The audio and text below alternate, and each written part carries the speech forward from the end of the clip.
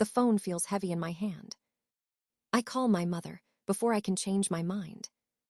She answers on the second ring, cheerful as always. "Sweetheart, how was the wedding?" Her voice is warm, practiced, perfectly normal. My throat tightens before I speak. "Mom, I just checked my account. The money's gone."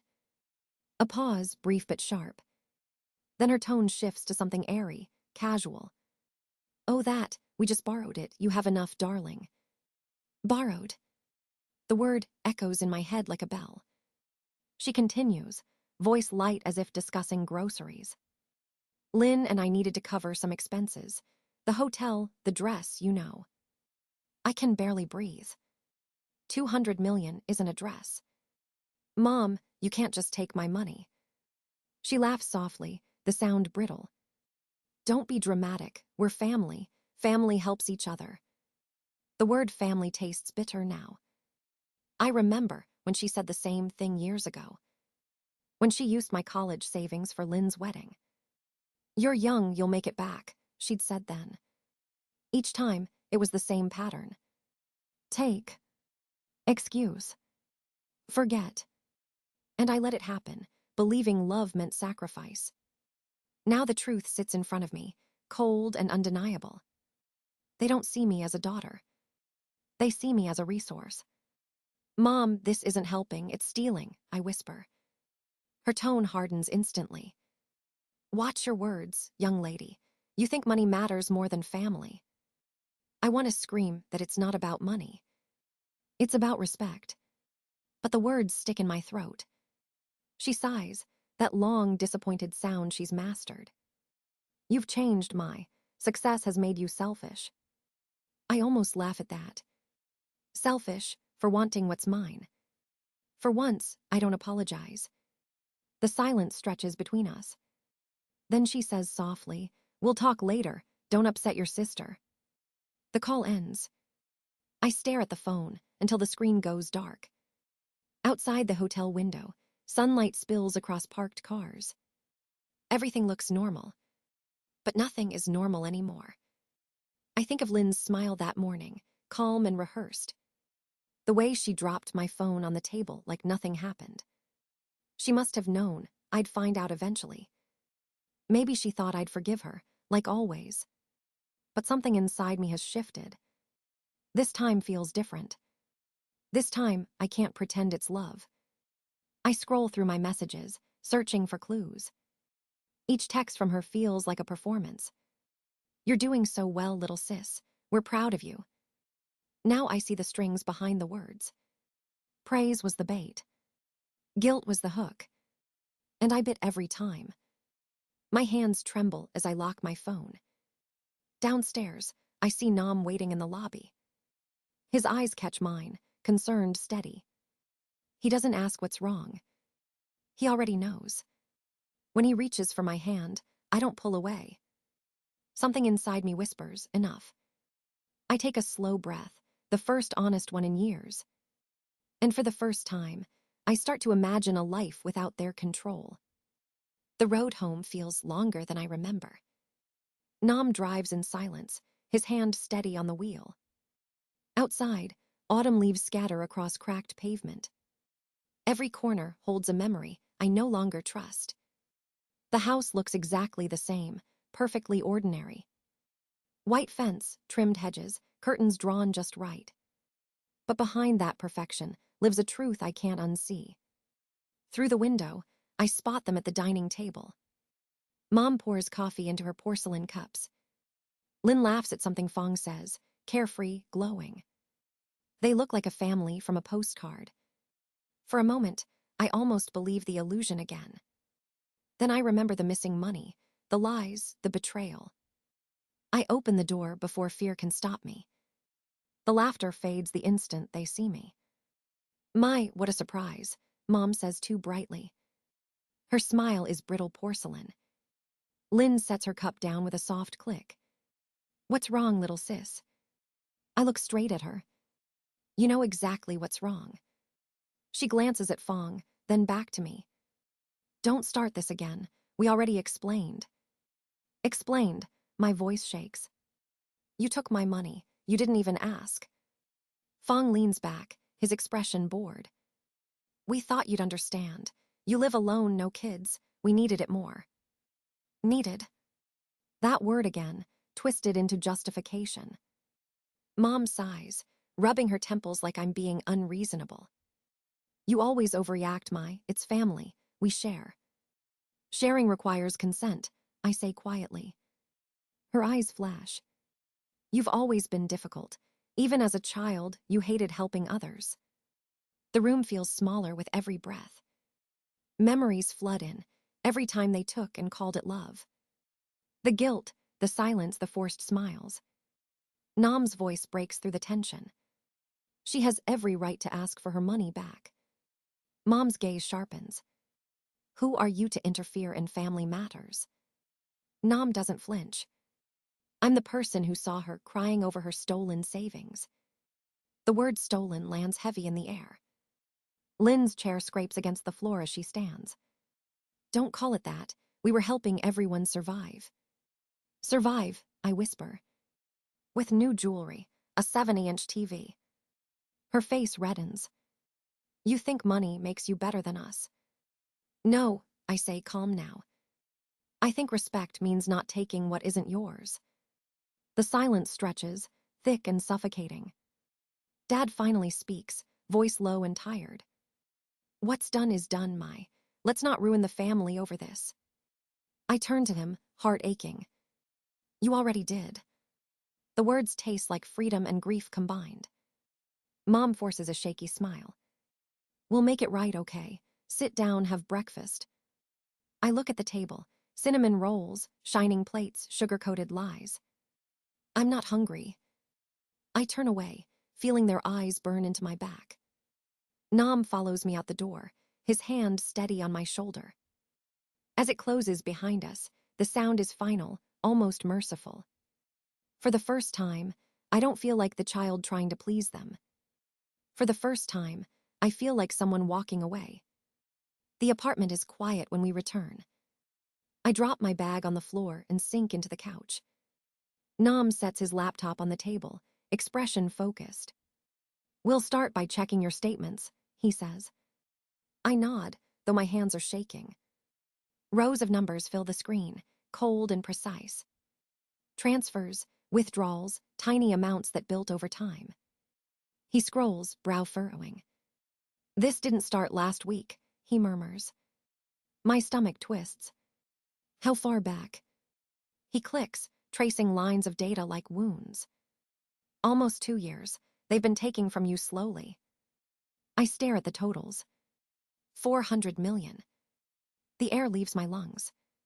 Every digit tells a story of betrayal. Birthdays, holidays, family dinners. Each one a perfect cover for theft. Nam leans closer. They timed it.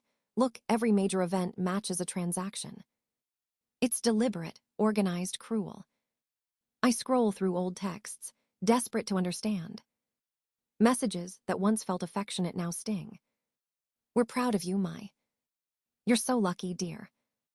Behind each compliment was a request waiting to bloom. Mom's message before New Year. Can you send a little for decorations? Lynn's text 2 days later. The kids need uniforms. They planned it like a business strategy.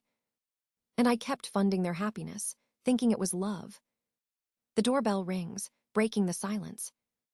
Through the peephole, I see Koi. His eyes are red, his shoulders slumped. I open the door, unsure if I'm ready. He blurts out before I can speak. I knew, Mai. I heard them talking about your account. My throat closes. Why didn't you tell me? He looks down, voice small. I was scared. They always make me the problem when I speak up.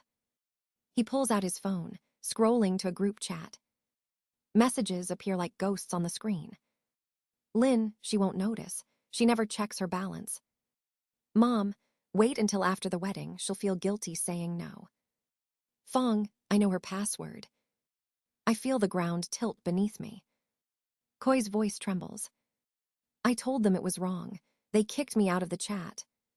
Tears blur the words on his screen. Nam prints everything, dates, times, screenshots. Evidence turns into armor. He looks at me, calm but firm. This is financial exploitation. We can take legal action. The word legal feels heavy, dangerous, real. They're my family, I whisper.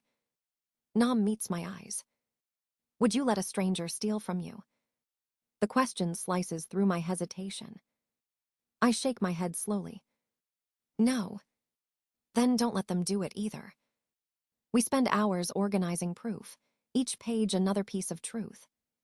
Transactions line up like dominoes, ready to fall. Coy signs a statement, his hands steady for the first time. When the last document is printed, I stare at the stack. It feels like both an ending and a beginning. Nam rests his hand over mine. You don't owe them your silence anymore. I breathe in deeply, the air sharp with resolve. For the first time, I'm not afraid of what comes next. The courtroom smells of old wood and cold air. I sit straight, palms flat on the table before me. Nam's voice is low, steady, whispering directions. Just breathe, tell the truth, you have nothing to hide. Across the aisle, my family gathers like strangers. Mom in pearls, Lynn in a pressed white suit.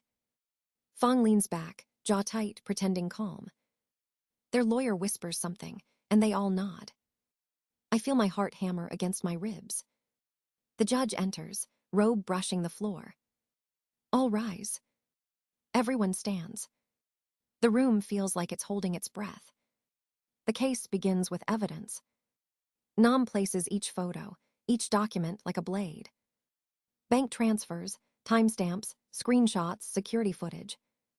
Every page tells the story they tried to bury. On the screen, a video plays from the hotel hallway. Lynn glances both ways before entering my room. She leaves 11 minutes later, tucking something into her purse. The sound of the clip ends in silence sharp as glass. The prosecutor's voice cuts through the stillness. Miss Lynn, can you explain this? Her face drains of color, lips twitching. I was just checking on my sister, she says. The judge tilts his head, unimpressed. With her phone in your hand, and her account accessed minutes later. Her lawyer stammers, trying to object. Denied. The courtroom feels colder. Next comes the message log. Projected texts glow on the screen for all to see. Mom, she never checks her accounts. Fong, take it before checkout. Lynn, she showers after breakfast. You'll have time. Gasps ripple through the room. Even I can't look away. The judge removes his glasses, cleaning them slowly. Anything to say, Mrs. Lynn? Her voice cracks. We're family, we share everything. Nam stands, firm and calm. Sharing requires consent, Your Honor. The judge nods once. Indeed, this is not sharing, this is theft. The word lands like a hammer. Lynn bows her head. Fong mutters something about misunderstanding, but no one listens. The prosecutor presents the financial report next. Dates align perfectly with their vacations, jewelry purchases, and tuition fees. Every excuse stripped bare. When my turn comes, I stand. Hands trembling, but voice steady. They didn't just take my money, I say. They took my trust. They made me believe love was debt. The room is silent, heavy with truth. The judge studies me, then them. His voice is calm but final. The court finds the defendants guilty of financial fraud. The sentence follows like a storm. 2 years probation. Full restitution. 3-year restraining order. Mom gasps, clutching her pearls like a wound. Lynn covers her face, shoulders shaking. I don't feel triumph, only release. When the gavel falls, the sound is clean and final. Outside, the air smells of rain and something new. Mom reaches for me, eyes pleading. We can move past this, Mai. I step back, voice soft but certain. You moved past me years ago.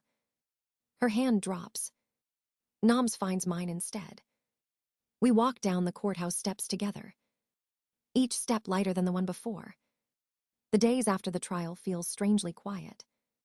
No more calls from lawyers, no more courtroom air. But the silence doesn't last long.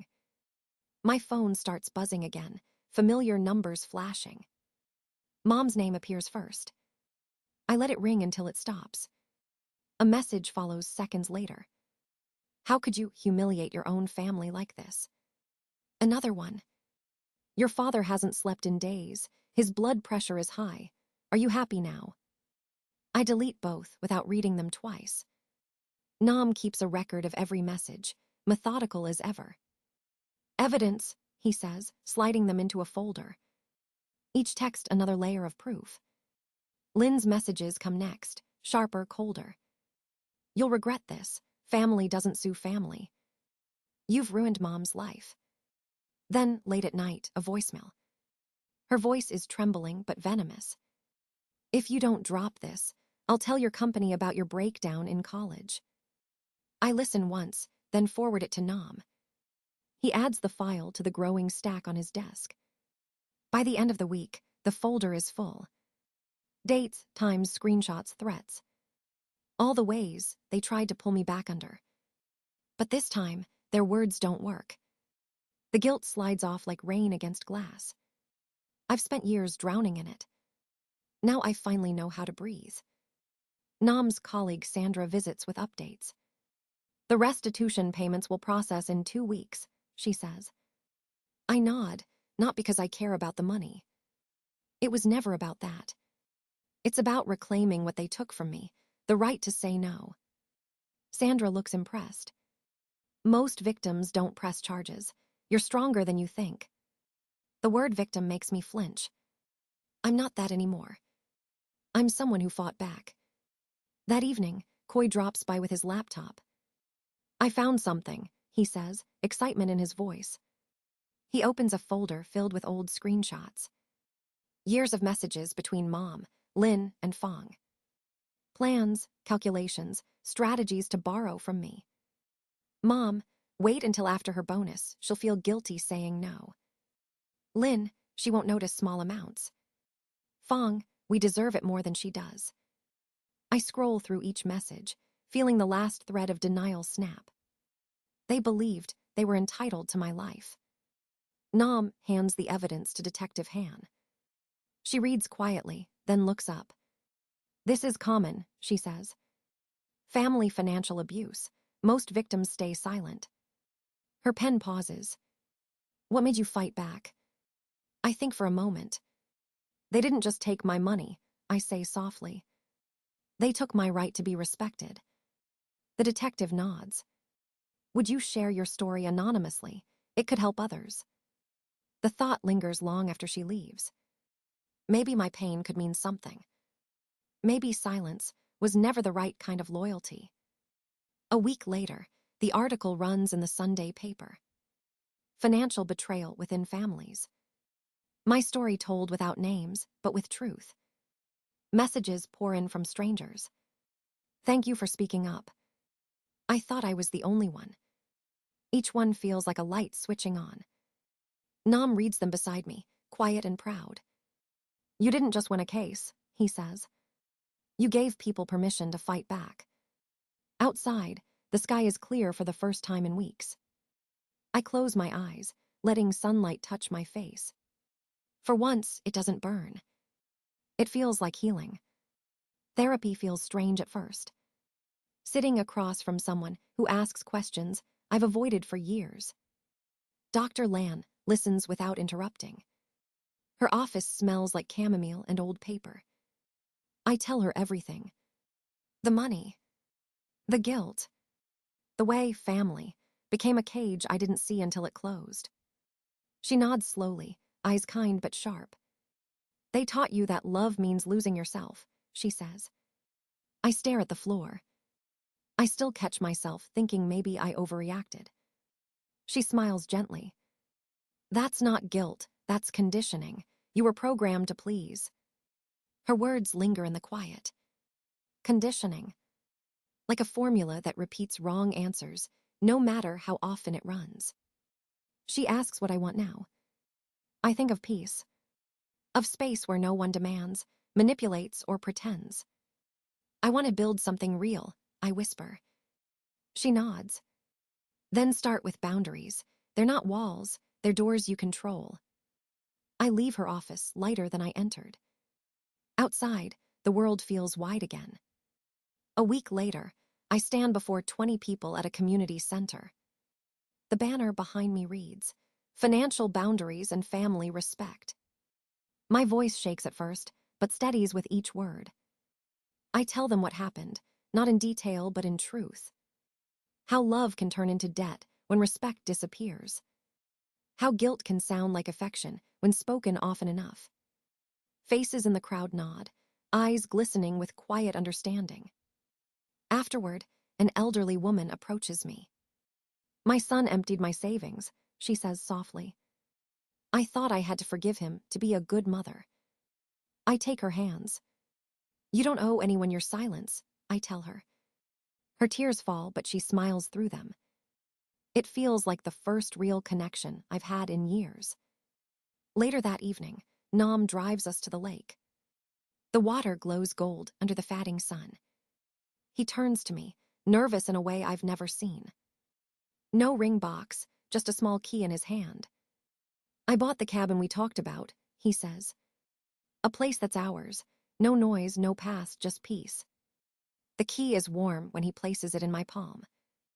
"Let's build the family we both deserve," he whispers. Tears blur my vision. "Yes," I breathe. "Yes." Months pass, and life begins to bloom quietly. The court orders fade into memory. My heart stops flinching at every unknown number. Koi visits often, smiling more each time. He got a new job nearby, starting fresh like me.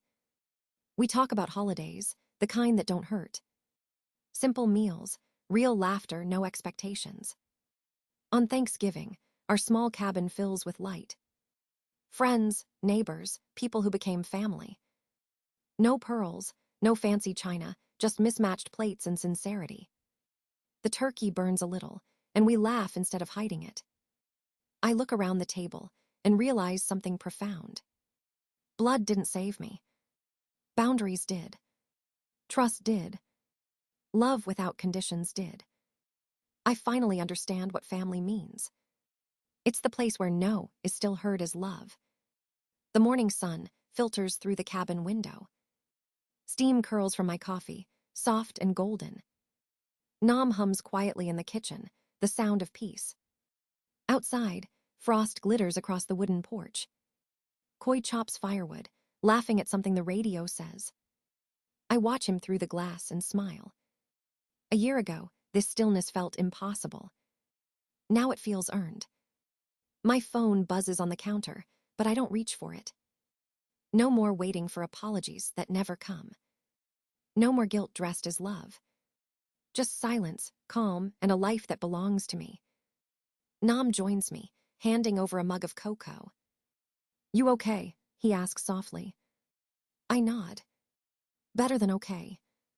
He smiles, the kind that reaches his eyes. In that small moment, everything feels whole.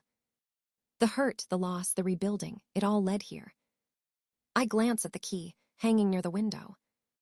It shines in the morning light, simple and true. The door it opens isn't just to a home. It's to freedom. I take a breath, slow and deep. For the first time, I know this is my life. And I'm finally living it.